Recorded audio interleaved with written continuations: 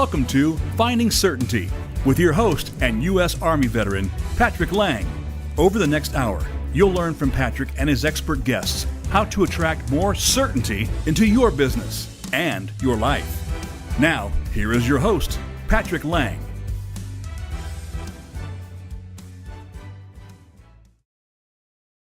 Welcome to Finding Certainty. It's our favorite day of the week, Hump Day.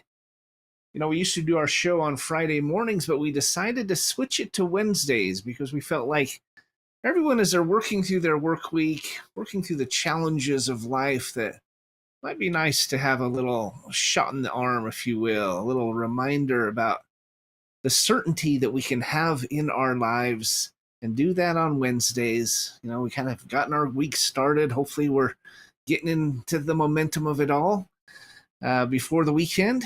We thought it might be a good idea to do Finding Certainty here on Wednesdays instead of Friday. It's actually one of the most popular streaming days, and I think it's for those exact reasons. People are looking for a shot in the arm. We're halfway through. Let's get through to the weekend.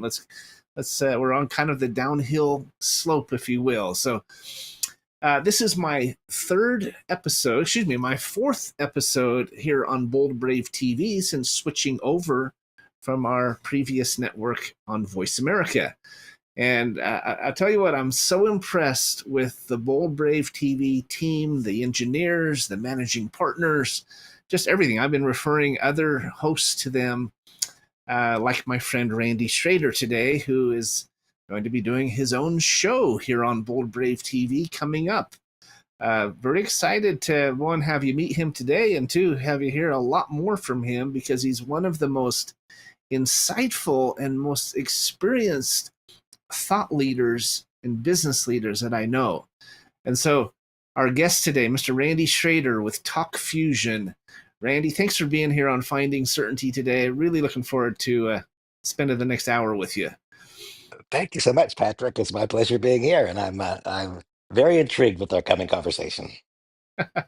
Well, you know, we go way back. We've known each other for many years. In fact, we were first introduced when you were with a company named Rexall Showcase years and years ago. I was living in Anchorage, Alaska at the time. I think you were their top seller, their top leader in the company. And that's kind of par for the course. I mean, I think you're always the top guy in every company you go to, in my experience. But yeah, that was amazing. Back in that experience, Patrick, I mean, and you talk about the name of your show is Finding Certainty. And one thing that I've discovered over the course of my career, one thing that is certain, is that if I try to move people to take an action that I want them to take, they're highly unlikely to take it. If, on the other hand, I find an action that people want to take and I help them take it more effectively at some personal or financial gain, then great things happen. So you talked about that fantastic experience that I had and that we had together. That was actually between 1991 and 2001. What caused that to happen? Why did it happen? It happened because the leading edge of the baby boom was turning 50 at the rate of 10,000 people per day.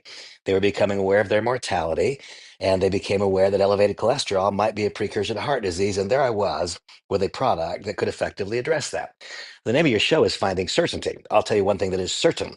If we're trying to convince people to do what we want them to do, it'll be a hard, steep hill, and we won't accomplish much. If, on the other hand, we're able to identify what a lot of people want to do, and it's an important thing they want to do, then if we can help them do what they want to do at some economic advantage, our results will be profound, they'll be automatic, and it'll never feel like work.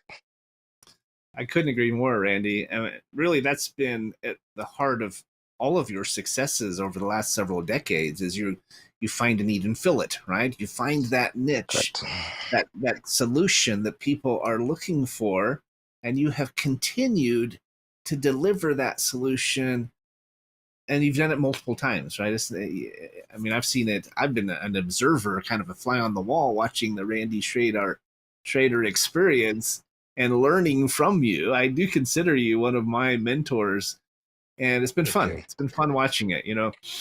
I always start out the show with sharing a couple of reasons why I've invited this guest on. And the first is exactly what we're talking about, right? You have led multiple projects, multiple companies, and you've helped bring lots of people with you, right? You've been in the direct sales industry. You've been a leader. You've been a top executive. But you're one of those guys who leads by doing, right? You don't just tell people what to do. You show them how to do it, and you're in the trenches with them. And I love that about you. The second reason I've invited Mr. Randy Schroeder here to be with us on Finding Certainty is that there are many, many businesses out there looking for a more certain way to connect with their customers and to build those relationships, right? To create connections and longevity, and effectively to create certainty in those relationships. And Randy's project, his company that he works with now, Talk Fusion, is doing exactly that. So excited to kind of break down a little bit of your story and get into what Talk Fusion is doing and how it's helping.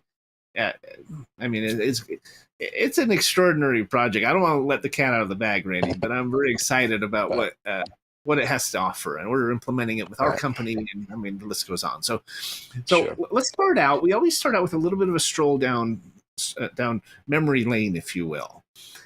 Okay. Tell us briefly about your background, your upbringing. I know it was not an easy upbringing, and it led to where you are today. And along the way, you've learned some lessons that have really impacted yourself and others. So, do you mind just giving us a quick glimpse of who is Randy Schroeder? No, of course. I was raised in a little town in Idaho, and I was raised in a home without enough money. That's the truth. I thought I was raised in poverty. But then I worked in Indonesia, and I worked in the Philippines, and I worked in India, and I've observed what real poverty is. And certainly I was not raised in poverty. I was raised in the lower rungs of the middle class in America in a household with an alcoholic father who never got sober. And that resulted in a very, very inefficient allocation of resources. And it resulted in the difficulty creating a proper self-esteem for all people who are raised in that environment. It's very, very tough. And so, Right. Patrick, the exact truth is that I went to school in third grade, and I saw the kids that I thought were cool wearing Converse brand sneakers. And I came home and I said to my mom, "Mom, I want Converse." And she said, "Randy, we can't afford those." And a few days later, I came home from school and I said, "Mom, I want Levi's jeans because that's what the cool kids wear." And sadly enough, my alcoholic father was within earshot, and he yelled in the other room. He said, "Well, Randy, that's not going to be a problem for you because you're not one of the cool kids." So that's kind of where it all started for me. And the truth is, Mm. Patrick, I made a decision when I was 9 years old that I would not live a life that is ruled by the question of how much does it cost, and the answer must never be that's too much. I made a decision a long time ago, and so over the course of all of the years since then, what I've done is try to identify. And by the way, for the participant in this show, for the one who views it live or views it later, I always hope that whenever I'm asked to talk for a couple of moments, that I say at least one thing that matters.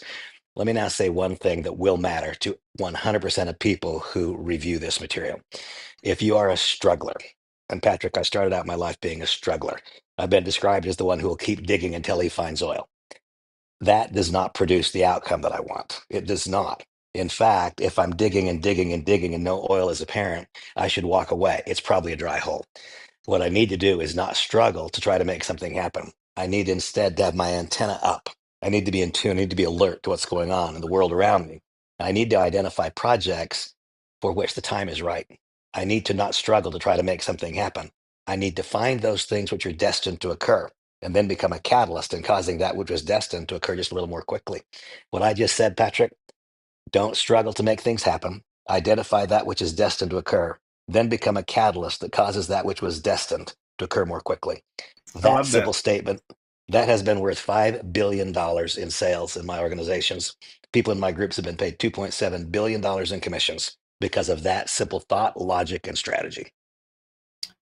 Well, it's really interesting because I just recently watched a video. It's on YouTube. You can find it. It talks about the backwards law, and his whole premise is he said when you pursue something, you chase it and you're desperate for it, right? The Hmm. struggle, as you refer to it, oftentimes it eludes you. It runs away from you. And he says, I'm not saying you don't work hard. I'm not saying you don't put yourself in those right place, right time situations. He says, but at the same time, he says we have to at times let go and let it happen. If Yeah, we are, I'll give you just a. Oh, sorry. it's Go kind of ahead. like let me just finish the thought. It's kind of like an abundance versus a scarcity mindset, right? We think there's not enough around. I Yeah, got to find some for right. me. But when we think there is abundance, I'm going to put myself out there, keep my radar up. I always tell my guys, open their eyes, take off their blinders. Remember, you have two ears and one mouth, and you Right. will be amazed at the opportunities that come into your life. Right? You got to have your blinders off. You got to have your eyes open. Yeah. So, to your point, right? I agree with that, and I have another thought. And for anyone who reviews this message, who is trying to build a business of almost any kind, if I'm opening a new dental practice, I have to recognize that somebody else is already filling and drilling the teeth that I would like to fill and drill, and so I have to somehow separate myself.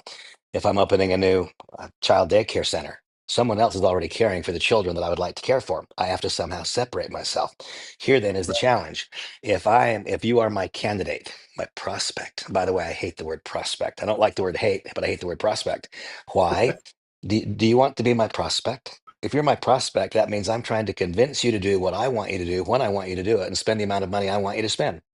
I don't think Right. anyone would enjoy being my prospect, and I don't want to be anyone else's prospect. But you know what I wouldn't mind being is someone's candidate.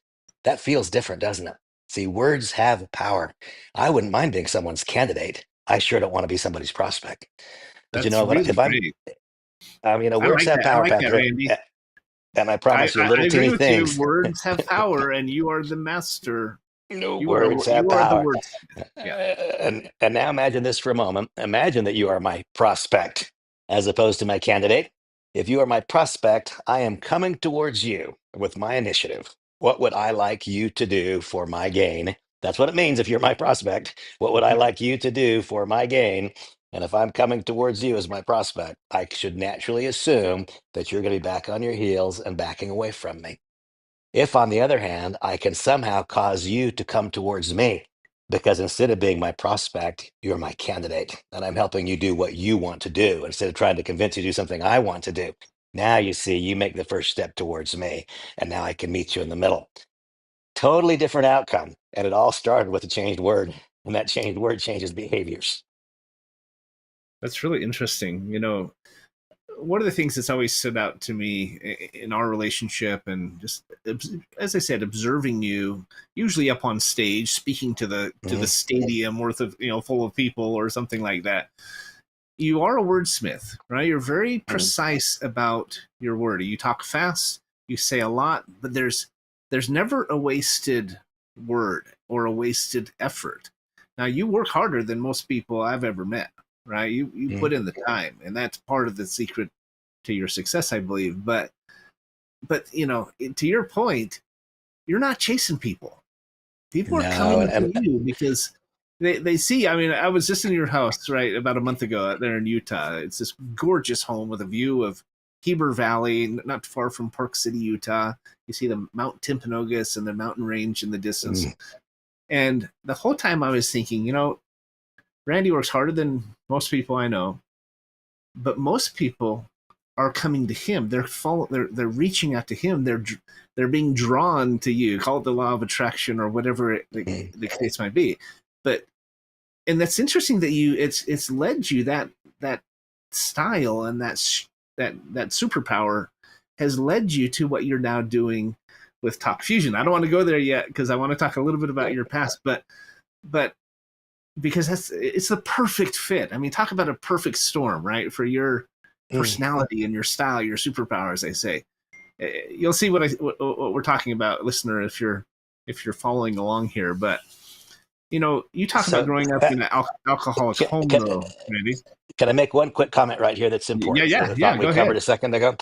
No problem. So a moment ago, you were very kind and you said that I have, don't know the words you use, but I have a powerful um, ability to express myself. I'm Hmm. articulate. I communicate effectively and efficiently, right? How did that happen? That's an outcome. You see, all of our outcomes are determined by our inputs. That didn't happen by accident. I referenced that Right. I was raised in a family with an alcoholic father. I don't have a formal education. I'm a proud graduate of Madison High School. That's the sum total of it. And I remember the very first time that I was ever invited to comment for a few minutes on the stage, and that was captured on audio. And when I listened to it, I was mortified because I heard that I didn't speak like other people. I said things like, ain't got none. I totally butchered the English language. I'm serious. and I used profanity and completely inappropriate. In fact, I think all uses of profanity are probably inappropriate in public commentary. And I mean, there was nothing about it that made me feel good. Literally nothing. When I heard the way that I sounded, I thought to myself, I would not choose to get in business with that guy. And so then I made a decision to change that. And so this will belie my age, but I don't hide it. I'm an old guy. But way back in those ancient days, I got a subscription to a magazine called Reader's Digest, and there was an article there every month that was called "It Pays to Enrich Your Word Power." My vocabulary, my ability to express myself, is because I made a decision to develop a vocabulary and learn to express myself. You'll also note, I hope, that when I talk, you don't hear a lot of and, but, like. Any repeated word pattern gets in the way of the message. And in a matter of minutes, I promise you, our audience, and, like. Guys, pretty soon our audience is counting the number of times that we're repeating that word or phrase, and we've completely lost the message. That took years. That took years for me to listen to myself, count the number of times I said and, the number of times I said but, the number of times I said like, and then practice and practice and practice. And a month later, do it again and count the number of times I said but, and, like. If you want to be an extraordinary communicator, make a decision today to be an extraordinary communicator, then make the required sacrifice and engage in the pattern of activities that cause that to be the logical outcome. So I'm sorry about that, but I didn't want to let that 100%. thought go away because that is a result. That's not by accident. That's a result. Well, and it's a really important result. It's really important insight, Randy. I appreciate you bringing it up because as I bring guests on finding certainty, and I've had some extraordinary top business owners, billionaires, et cetera, and you see that pattern through their success stories, right? That they went after it. They didn't just wait for things to happen. They made them happen. They went to Toastmasters. They joined Mm, courses, things like Vistage and World, Vistage Worldwide. They became students of their craft. mm, And it's one of the amazing things is it doesn't matter where you are. I don't care who you are, who's listening. You might have a successful business. You might just have an idea for a business. Maybe you're stuck in a dead end job thinking about starting something. You got to remember two things. One, you can do it.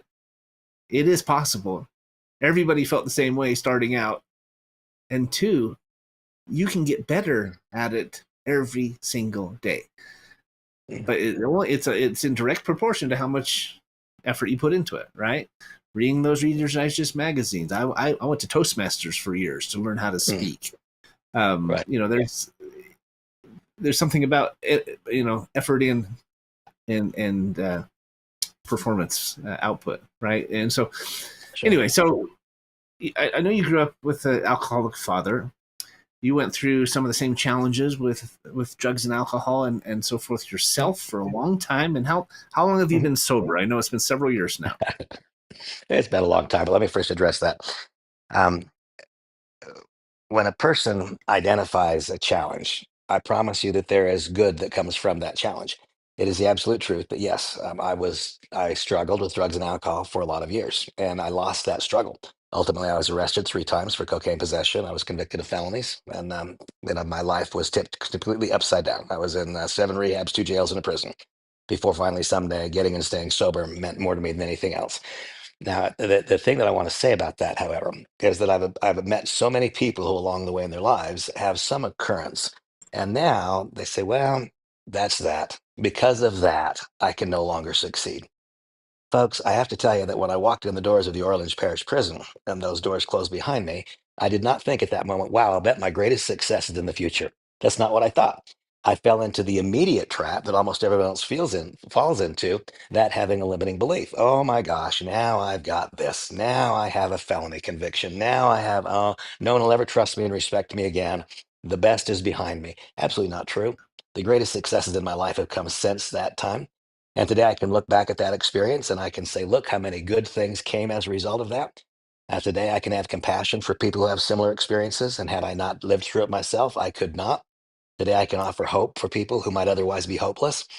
One of the things that gives me great joy, and I don't happen to have a family that I'm working with right now, but through most of my recovery, I've always had children that I take to visit their father in prison because no one brought my children to visit me in prison. And that gives me an opportunity to listen to them and hear why it's taken so many years for my relationships to get healed with my own kids. I get to hear in the back seat what it was like growing up with me as their dad. All of that is fantastic. I can today look back at that and I can tell you that without question, that was one of the best things that could possibly have happened to me. It was also one of the things that had to happen in order for me to get and stay sober. And so now, in response to your question, by the way, an interesting question, because now I'm going to say the date of my sobriety, and there'll be some people who say, well, that's not long enough. And some who say, it doesn't matter. I'm sober today. But here's the truth. My sobriety date is August 25th of 2011. That's the last time that I had a drink or a drug. August what? August August 11th? 25th of August 25th. 25th of 2011. It's almost my wife's birthday. Yeah. That's a good month. I mean, you're coming up on 15 years, my friend. 14 this year, I right? know. I know. And I'm thinking to myself, wow, Patrick's married to a 14-year-old. No, I'm guessing it's not the same birthday as the year. Yes, No, I have been. And by the way, folks, let me, and I joke when I say that. The thing that I want all people to wrap their arms around. And you asked me about recovery. And so I'm just going to cite just a little bit of recovery here. of your advice for anyone out there Oh, who's struggling. hold on a second here. First, in the in the Gospel of Matthew, it says, among other things, it says that where your treasure is, there your heart shall be also. And so, folks, I want you all to know, here's my treasure. I just walked over to my trophy case, and in the year 1939, the first book, Alcoholics Anonymous, was printed, and there were 5,000 copies printed. Today, there are over 30 million in circulation. This is called the first edition, first printing. Why? Because inside these pages is a proved and predictable pattern of activities which helped a person like me, who was a hopeless alcoholic and drug addict, get and stay sober. Okay, now a moment ago, we talked about at the very beginning of this show, feeling certainty. When getting and staying sober mattered more to me than anything else, I had to find a roadmap. I had to find a path. I had to find something with an absolute certainty. If I do A, I will get B, and if I do, I will get B, C, and if I do C, I will get D, and if I don't, I won't. It was in that process that I learned to create in all of my business mechanisms a similar, proved, and predictable pattern of activities. What we want is to allow a person's personality to spark the recipe, but not to be the recipe, because the personality cannot repeat. And so, what I learned in the program of recovery, when I walked into the Orleans Parish Prison, thinking it was the worst thing that happened to me, I learned things there that dramatically influenced the way I do business today that have nothing to do with recovery. My point of all that is this. If you were to go to page 417 of the new edition of AA, you would find there it's frequently referred to as the acceptance prayer. It is not a prayer, it's a statement, but it goes like this. I'll paraphrase it only a little bit at the end. It says, acceptance is the answer to all of my problems today. Whenever I am disturbed, it is because I find some person, place, thing, or situation, some fact in my life unacceptable to me. And I can find no serenity until I accept that person, place, thing, or situation as being exactly the way it's supposed to be at this moment, because nothing, absolutely nothing, happens in God's world by mistake. And so, with that idea, if Powerful. nothing happens in God's world by mistake, then I get the opportunity to determine what was the advantage. This was not a punishment. I'm having an experience now that can give me advantage. What is the advantage and what can I learn from it? And so, whomever you are that's reviewing this information right now, if there's something that you find unacceptable, well, realize that that only leads to unhappiness. We must accept our circumstance today, whatever it is. But then the good news is this: we don't have to accept that it will stay that way tomorrow. Because why, Patrick? Because we can get up and work and work and work and work to refine our natural talents into skills that become beneficial to others. Because we want to be happy today, we need to accept the way it is today. But we don't need to accept that it'll stay that way tomorrow because we can work. I couldn't agree more. You know, I'm a big believer that one of the secrets to accomplishing all of this is not waiting until someday we look back with 2020 hindsight and think, coulda, woulda, shoulda, right? Uh, I always say there's these three kinds of sight. You've got foresight, Oops. midsight, and hindsight. And I believe the most important one is midsight. While you're going through it, while you're dealing with that thing that's unacceptable, that habit, that addiction, that challenge, it might be a loss, right? A trauma. Mhm. Right. While we're going through it, we step back and say, how can I do this? Who could I turn to for help? What am I supposed to learn from this? Right. It's great to look ahead and prepare and plan, and it's an important part of it. And it's important to look back and have that 2020 hindsight and gain from it what we can. But I believe the most important is while we're going through it. Sometimes we're too close to it, right? We have to step a little bit back, ask for help. One of the most important things we can do is take ownership. To your point, accept it, and then say, "What else can I do?" And not let ourselves fall prey to these victim patterns. This victim, it's not my job, pointing fingers, passing the buck. We will never get there if we allow ourselves to be victims in the process, even when bad things happen to us. Right? You grew up with a father who probably could have done some things a lot better. We all have our challenges, but you didn't let yourself be a victim to it. At least you got to a point eventually where you said enough is enough, right? So, anyway, Patrick, I have to comment on that just a tiny bit. I got to comment on that because this is an important go thought. ahead. We got about another minute, Randy. We got about today. another minute, then we're going to go to our break. But go ahead, and then we'll. I can do this. I can do this in 1 minute. Yeah. So today, I'm profoundly grateful that the man who was my father was my father. Though I didn't enjoy a lot of the experiences that I had as a child. But my point of greatest gratitude is this: abused children grow up and abuse children. I was an abused child, but I didn't grow up and abuse my children. That is the single kindest thing God did to me. And that was through no act of heroism on my part. It was because I didn't get the pull. Whatever the pull is that caused that, I didn't get that pull.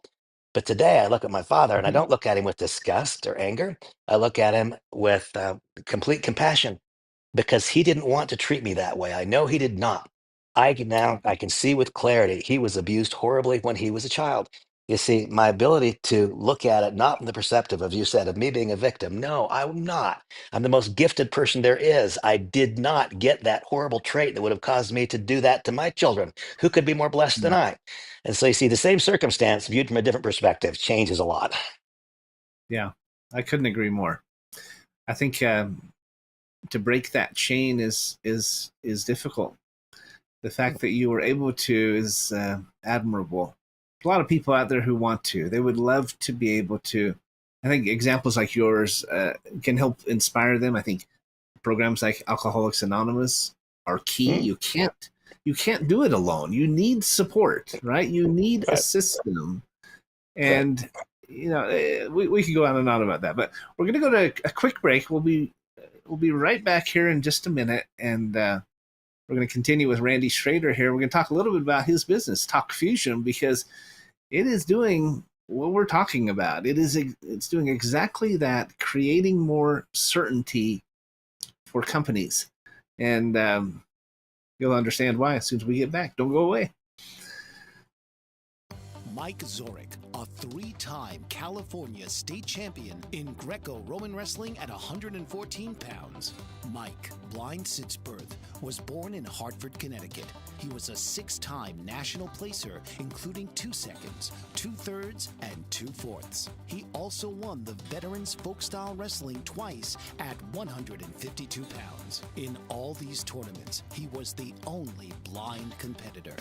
Nancy Zorek, a creative spirit whose talents have taken her to the stage and into galleries and exhibitions in several states. Her father, a commercial artist who shared his instruments with his daughter and helped her fine-tune her natural abilities, influenced her decision to follow in his footsteps. Ms. Zorek has enjoyed a fruitful career doing what she loves. Listen Saturday mornings at 12 Eastern for the Nancy and Mike Show for heartwarming stories and interesting talk on the BBM Global Network. Are you struggling to care for elderly parents or a spouse? Do you wonder if being a caregiver is making you sick? Are you worried about taking time off work to care for elderly parents and balance work, life, and caregiving? Has caregiving become exhausting and emotionally draining? Welcome back to Finding Certainty. We're visiting with Randy Schroeder. He's a longtime friend and mentor, and we're going to be talking about his business, which is it's called Talk Fusion. Now, that name in and of itself is intriguing, Randy, because what is fusion, right? You're combining these elements into this perfect storm. I think when I hear fusion, that's what I think of. Maybe you can just give a little bit of background about how this came about. I know it's launching in a couple of weeks, right? Right around May 1st.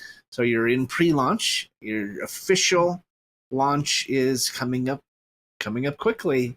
But tell us what it is and why you're so excited about it and why it's turning so many heads already. Okay. So Talk Fusion is all about personal branding. And I just make a couple of quick illustrations here. So, Patrick, do you know what this is? Oh, it's my favorite. Nilla Yeah, wafers, and right? Nilla wafers, that's right. And who makes Nilla wafers? Do you happen to know? I think it's Keebler maybe, or Oh, I'm not not, that was a guess, not a bad. No, it's Nabisco. It's Nabisco. Nabisco. There you go. So folks, the reason that I put this up here is because I would ask anyone who reviews this, if you live in the United States of America, when you think of a vanilla wafer, do you or do you not think of vanilla wafers? You do, don't you? I mean, in fact, I would be Sure, surprised if you sure. could think of another brand. Here we see Nilla Vanilla Wafer. It has been more than 50 years since they've run an ad, more than 50 years. But it's a brand, and it's a brand that creates pricing power.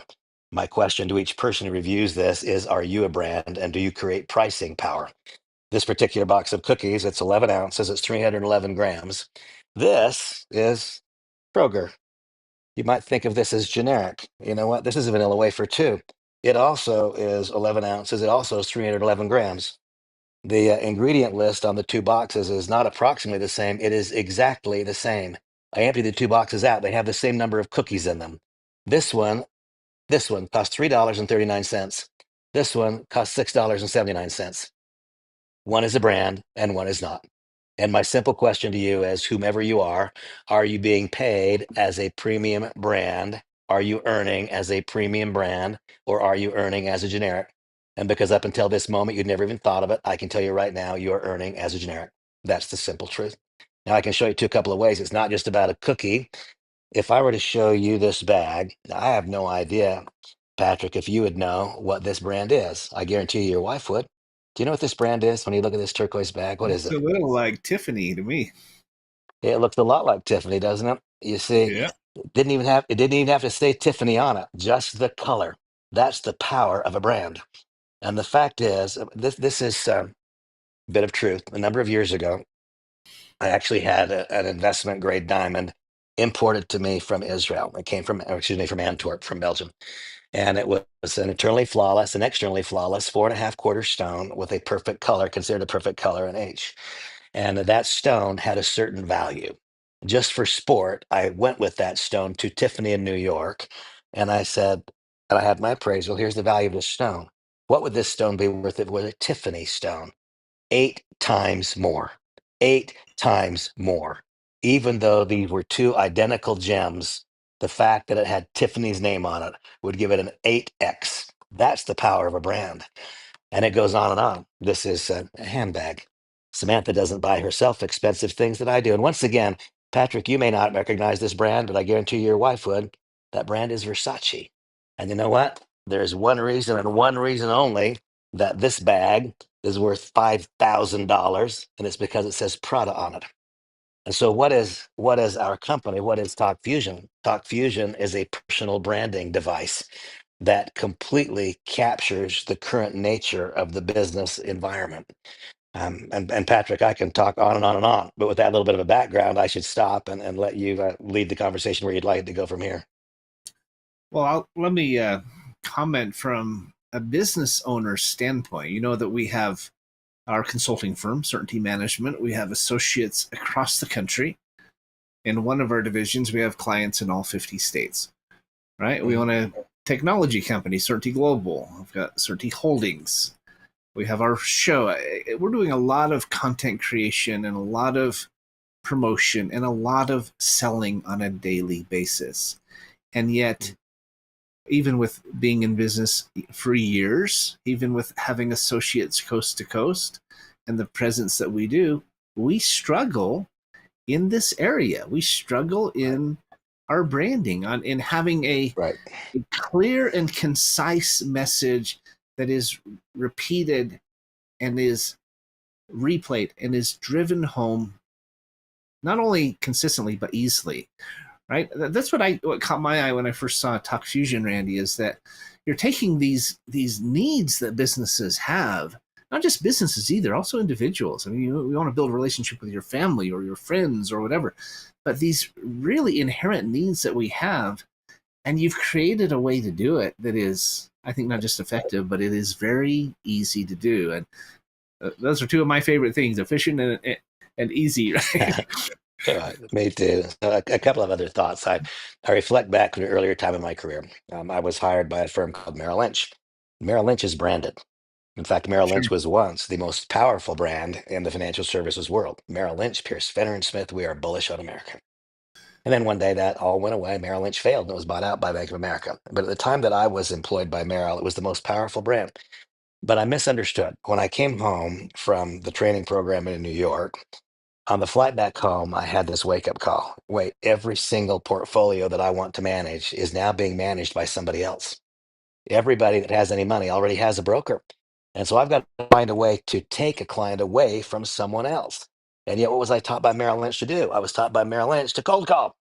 Hi, Mr. Lang. It's Randy Schroeder. I'm calling from Merrill Lynch. Would you like to use our financial services? Nope. Click. Hi, Mr. Lang. It's Randy Schroeder calling from Merrill Lynch. Would you like? That's what I was taught to do. And I Right. was taught make 100 calls in a row, and you might find three people who want to listen to you. Now imagine instead of that, because that was my solicitation. That's what I was taught to do. That's still what people are being taught to do today. Now imagine instead that the solicitation comes in form of an email, and it's a beautifully branded email in a custom template.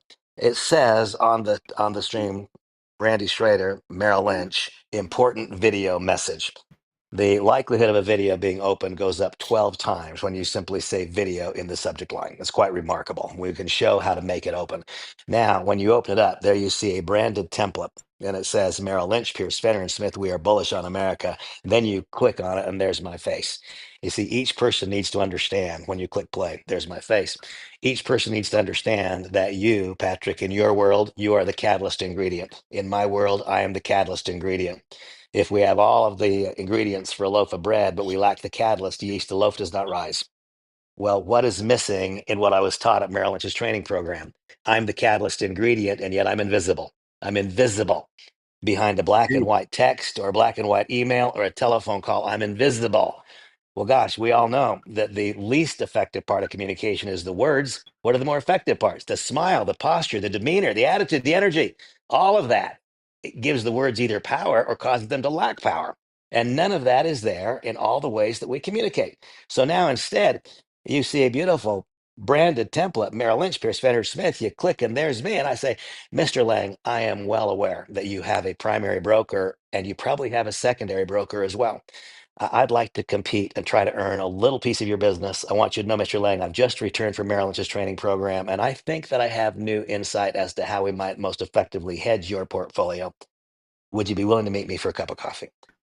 I think that's an incredibly more powerful message than what I was taught to do. But you see, that would cause me to rely upon the brand of my firm, but now I'm also branding myself in a custom video template that lets me be the catalyst ingredient, which I must be if I want to break through. Well, to your point, it's not only more effective, it's more memorable. It's something Of that course. sticks with them. I mean, they say a picture's worth a thousand words, right? Video these days, the open rate on video, and I'm sure you know the statistic, but it's how much greater than just a printed email. 8 times. Eight Eight times. times. Yeah, that's a Wow, lot. That's a big deal. And think, that's Patrick, incredible. for Yeah. anybody, I talked about my experience as a stockbroker trying to earn client portfolios. But wouldn't that same thing be true if you're trying to earn a new client in any forward facing business? If you want to grow a real estate business, if you want to grow a mortgage business, if you want to grow any kind of business. And so this technology would be beneficial for them. But then also, Patrick, spin the clock down the road 3, 4 years. I did make it. I was among that 10, 12, 13% of people who did make it. And now suddenly I'm a senior vice president. I've got thousands of accounts and I'm managing tens of millions of dollars in assets. Suddenly the market has a 2,000 point down day. You want to talk to your broker. But if you're a $500,000 account, that would have meant everything to me in year one. In year five, I only had time to have personal conversations with $2 and $3 and $5 million accounts. And so now my $500,000 accounts, they would call, can I talk to Mr. Schroeder? I'm sorry, he'll have to talk to you after the market closes. He's tied up right now. You just went and found another broker. You see, I could also have used this tool not to simply attract the new client, but to retain it. Now you receive a message from me on the day of a 100-point down day, a 1,000-point down day, a 2,000-point down day. And it says, what again? Video email from Merrill Lynch, Randy Schrader. Merrill Lynch, Pierce, Fenner, and Smith. We're bullish on America. Randy Schrader, Senior Vice President. You click play, and there I am. Mr. Laing, thank you so much for your continued patronage, for your trust in me and in Merrill Lynch. I want you to know that the hedges we've put in place, as we've talked about in the last 6 months, have worked. Your portfolio values are actually going up in this time of extreme volatility. Please know I've got my finger on the pulse. And if you need to know anything, you will hear from me. Now, you see, in so doing, what did we just do? It took me 30 seconds to do that. There is no such thing as a 30-second phone call. All phone calls are 35 minutes. That's why I could only talk to the top handful. But I could have, as Warren Buffett said, put a moat around my castle and preserved my client base from being picked off by that newcomer coming home from their training program by utilizing this technology simply to allow me to be more efficient.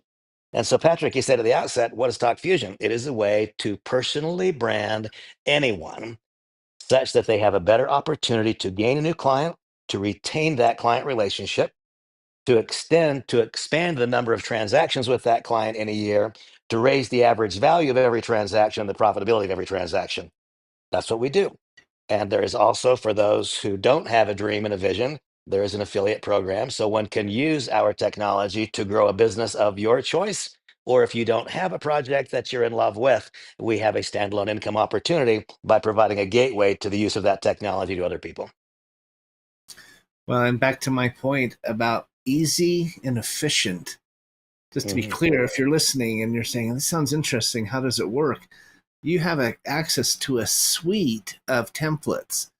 Easily input your own personal message, brand it to your company. Could be for the season. Maybe you want to send out an Easter message to your customers. There are hundreds and hundreds of templates that make it not only easy, but it looks professional, right? It looks like you spent $1 million on this program. You didn't just click a template, add in some information, and hit send. And so they're really combining a combination of AI and technology, some tried and true sales and marketing principles. I know with 2 weeks to come, and Randy, you're bringing on a lot of customers who are just chomping at the bit to get started with this, right? I know you have some big goals that you're curious how you're doing. Are you pacing to hit your goal? Oh yeah, I will hit the goal, and I'll describe that in a second. But let's think for a moment here about this idea we talked about of having a potential candidate moving towards us. Okay, and so now think of a person who has a project that they absolutely love, but isn't it true? Let's say that I'm a brand new real estate agent. As I described when I was a broker, every account that I managed that I wanted was being managed by somebody else. A brand new real estate agent, the person that they would like to get their listing has already got an agent. That's the way it is. So I need to find a way to break through. And then I need to find a way also to not just break through, to retain the relationship. But here's the truth. No one ever has a big enough candidate list. They don't. No person who gets a new real estate license today has enough candidates to call to become profitable tomorrow. The single biggest task for these types of businesses is learning the skill that I've described is learning to live our lives in such a way that our candidate list grows in front of us. Well, that's a skill that takes a long time to develop. Many people need to make money now. They don't have time to develop a skill. And so we need to have some things that are a process, so a skill develops in a process, but some that are an event that can cause productivity right now that does not require that process. And so now imagine for a moment that Patrick is my friend. He is my friend, and he knows that I'm a real estate agent, but he's not yet chosen to use me as his agent. And I've talked about this idea of wanting my potential candidate to walk towards me. And so now I have a couple of choices. I could send Patrick a Hallmark greeting card. And you know what? God bless Hallmark, but I've never read anything that they wrote and thought, wow, this perfectly captures my relationship with this person. Never. And I imagine now that I go and I find something that's roughly similar, I cross it out and I write what I want to write and I mail that to Patrick. I think there's exactly a 0% chance that Patrick would call me up and say, thanks for the greeting, Randy, but wow, that was cool. How did you buy a Hallmark card and how did you send it to me? I think that wouldn't happen. On the other hand, what if it was on your birthday and I sent you an email and it said, video birthday greeting enclosed. And now you click on it. There's a beautiful template that says happy birthday. You click on it, and there is your friend Randy Schroeder. And I say, Patrick, you and I have been through a bit over the course of the last 2 years, and it's been interesting watching the comings and goings of people. And you know what, Patrick? I just heard through the grapevine that today was your birthday. And here's my impression, Patrick. On the day that Patrick was born, the angels sang and they danced and they blew on their horns on the day that Patrick was born. Happy birthday. Now, you see what just happened? Patrick just smiled. Even though he really didn't want to, he kind of smiled and he chuckled. A person with a smile on their face and a chuckle in their throat has their eyes, their ears, and their hearts open to receive what the next message is.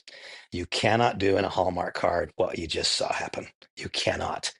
And now, is it not somewhat likely, more than possible, is it not somewhat likely that Patrick calls me in the next day or two and says, hey, thanks for the birthday greetings, but by the way, that was cool. I'd like to do that with my employees. And just like that, you became the conduit to the next person utilizing the service, and you earn royalties as a result. This was an example of a candidate coming towards you. What was that? How did you do it? A small percentage of people can approach a candidate successfully and provoke the correct conversation. A huge percentage of people can respond appropriately to a candidate who's coming towards them and asking for help. That is not a subtle difference. That is the difference in success and failure for 85 or 90% of people. Well, that is 100% in line with what I was talking about pursuing people rather than having them pursue you, having them come to you. Trust me, if you've been in sales for as long as I have and you have, I mean, I've been in sales 40 years now. Right. It is a lot more fun having customers call you and ask for your help than chasing them down and trying to get them to pay attention, right? So we are coming up against the end of the show, Randy, and with all your years of experience, we've got about 60 seconds for you to share what is the one lesson you've learned that has made the biggest difference, and then share maybe how they can get a hold of you. The one lesson I have learned is that the most challenging things you've experienced had a positive possible outcome. That's one important thing. Maybe the single most important thing that I've learned is that each of us have talent sufficient to succeed. Notice I didn't say skill. The good news is we all have talent sufficient to succeed. A kind and loving God, for whatever reason, chose to grace us with the talents required to succeed. That's the good news. The bad news is that talent makes no money, zero. It's that handful of people who are willing to work and work and work and work and work and work and work to refine those talents which God gave into skills which become beneficial to other people. These are they for whom the rewards are reserved. Refine your talents into skills that become beneficial for others. Let your success be as a side effect of other people's success. Subordinate your results, the results of other people. You won't just make money, you'll make friends. You'll be more happy more of the time. Response to your question, how do you get a hold of me? I'm not a hard guy to track down. I'm kind of visible out there. Randy Schroeder, find me on Facebook, or I'm even going to give you my telephone number. That's bizarre. Don't call me because I won't answer, but send me a text and tell me you'd like to receive any kind of information. I'll send it to you. That number is 813-990-7651. We will put a link to Talk Fusion in the description for today's show. If you'd like to learn more, reach out. We'd be happy to answer any questions. Randy, always a pleasure. Great to see you. Thanks for being on the show today. I'm excited about your new show. I mean, as I said, Randy has been approached by Bold Brave TV about being a headliner host. He's got a lot more lessons and a lot more insights to share. And I'm excited to see that unfold in the weeks and months to come, my friend. So congratulations. That's a big deal. Thank you so much, Patrick. Thanks for having me here today. Appreciate it. All right. Have a great rest of the week, everybody. Thanks for being with us here on Finding Certainty, and we'll talk to you later. Very good. Bye-bye.